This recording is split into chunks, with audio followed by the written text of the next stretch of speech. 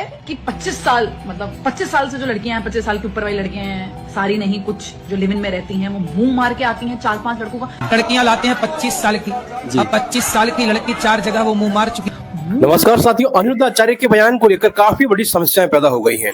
Social media पर हम देख रहे हैं बाबा को बहुत सारी ऐसी इज्जतदार महिलाएं हैं बड़े घरों की जो बाबा को ट्रोल करने में लगी हुई हैं। बाबा के लिए बोल रही हैं ये तो पाखंडी है, ये कुछ नहीं जानता है, इसको तो जेल भेजना चाहिए, इसको तो फांसी हो जानी चाहिए, ये तो बहुत ज्यादा हनन कर रहा है महिलाओं के सम्मान का। और जहां तक महिलाओं के सशक्तिकरण की बात आती है साथ, देखिए बाबा ने जो बोला है वो सच बोला है, उसमें ऐसा कोई गलत नहीं है। क्योंकि उन्होंने देखिए ऐसा नहीं बोला था कि सभी महिलाएं एक जैसी हैं, उन्होंने बिल्कुल साफ बोला है कुछ महिलाएं, कुछ लेडीज जो ऐसी हैं, लड़कियां 25 साल तक आते आते कुछ ऐसी हैं जो गलत हरकत कर जाती हैं, और ये बिल्कुल सत्य है साथियों, ऐसे में कोई गलत भी नहीं है।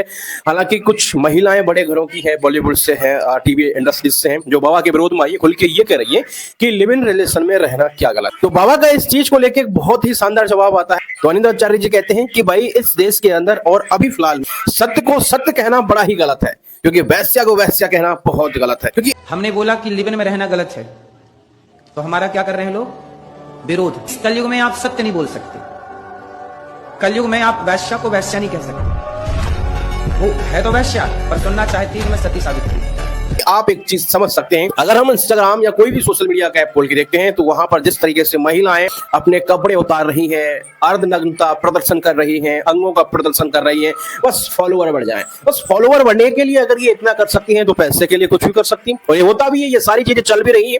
तो इस तरीके से बाबा पर जो आरोप लगाए जा रहे हैं कहीं ना कहीं गलत है। देखिए गलत तो हम लोग ही हैं, बाबा ने तो बस उस सत्य को बोला है, और उस सत्य को हम कहीं ना कहीं स्वीकार नहीं पा रहे हैं, क्योंकि सत्य हमेशा कड़वा होता है साथी। और प्रेमानंद महाराज जी ने जो शब्द बोले हैं वो भी बहुत ज्यादा सही बोले हैं। और प्रेमानंद महाराज जी की जो भी बात निकलती है, एक एक बात सोने से भी ज्यादा कीमती होती है। तो उस बाबा का तो विरोध करना ही महापाप है। और जिन लोगों ने प्रेमानंद जी महाराज का विरोध किया है, तो कहीं ना कहीं हम इस चीज से समझ सकते हैं कि वो आदमी या वो महिला कितने महापापी होंगे, वो कितने दुष्ट होंगे, उनकी आत्माएं कितनी गंदी हैं। रही बात अनिरुद्ध आचार्य की, जो बिल्कुल सही बोली है उन्होंने, उसमें ऐसा कोई भी गलत चीज नहीं है। आप मुझे एक चीज बताइए साथियों, अभी सरकार ने इतने सारे ऐप बंद किए हैं, आपको पता होगा 20 से ज्यादा OTT ऐप्स ऐसे हैं जो बंद किए हैं। वो क्यों किए हैं? क्योंकि उन ऐप्स पर अश्लील चीजें आती थी, और अश्लील चीजें किसकी आती थी? महिलाओं की, लड़कियों की आती थी।